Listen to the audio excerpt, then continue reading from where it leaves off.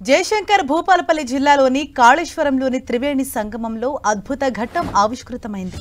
తెలంగాణ ఏర్పాటైన తర్వాత రాష్ట్రంలో తొలిసారి జరగనున్న సరస్వతి నది పుష్కరాలు ప్రారంభమయ్యాయి. జయశంకర్ భూపాలపల్లి జిల్లా కాళేశ్వరం క్షేత్రంలోని త్రివేణి సంగమంలో పుష్కరాలు ప్రారంభించారు. దీంతో భక్తులు భారీ సంఖ్యలో తరలి వస్తున్నారు. త్రివేణి సంగమంలో పుణ్య స్నానాలు ఆచరిస్తున్నారు. అనంతరం ప్రత్యేక పూజలు నిర్వహిస్తున్నారు.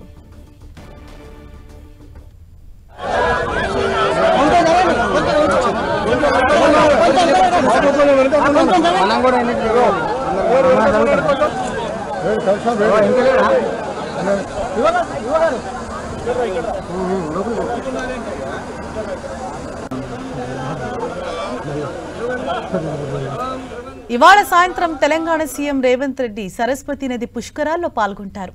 సాయంత్రం 4:30 గంటలకు సీఎం రేవంత్ రెడ్డి దంపతులు కాళేశ్వరం చేరుకోనున్నారు. పుష్కర స్నానం ఆచరించి శ్రీ కాళేశ్వర ముక్తేశ్వర స్వామివార్లను దర్శించుకుంటారు. అనంతరం సరస్వతి నదికిచ్చే ప్రత్యేక హారతిలో పాల్గొంటారు. అక్కడే ఏర్పాటు చేసిన 10 అడుగుల సరస్వతీదేవి విగ్రహాన్ని ఆవిష్కరిస్తారు. భక్తుల వసతి కోసం నిర్మించిన 86 గదుల సముదాయాన్ని ప్రారంభిస్తారు. కాళేశ్వర క్షేత్రంలో నిర్వహిస్తున్న పుష్కరాల్లో పాల్గొంటున్న తొలి సీఎంగా రేవంత్ రెడ్డి పేరు నిలిచిపోనుంది. గతంలో ఇక్కడ గోదావరి, ప్రాణహిత, సరస్వతి పుష్కరాలు నిర్వహించినా ఉమ్మడి తెలంగాణ రాష్ట్రంలో ఏ ముఖ్యమంత్రి పాల్గొనలేదు.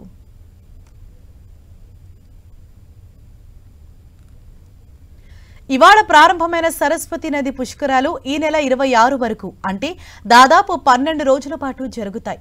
పుష్కరాల నిర్వహణకు దేవాదాయ శాఖ అధికారులు పూర్తి ఏర్పాట్లు చేశారు.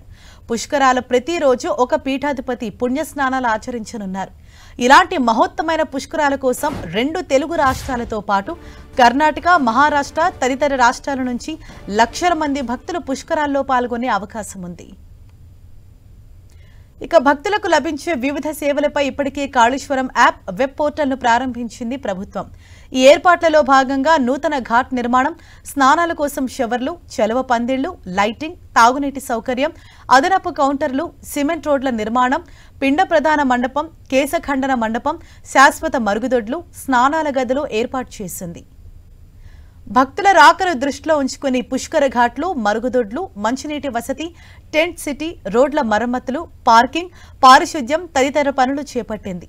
రాష్ట్రంలోని మారుమూల ప్రాంతాలు, ఇతర రాష్ట్రాల నుంచి వచ్చే భక్తుల కోసం ఆర్టీసీ ప్రత్యేక బస్సు సర్వీసులు నడుపుతోంది. ఎటువంటి అవాంఛనీయ ఘటనలకు చోటు లేకుండా పోలీసులు కట్టుదిట్టమైన భద్రతా ఏర్పాట్లు చేశారు.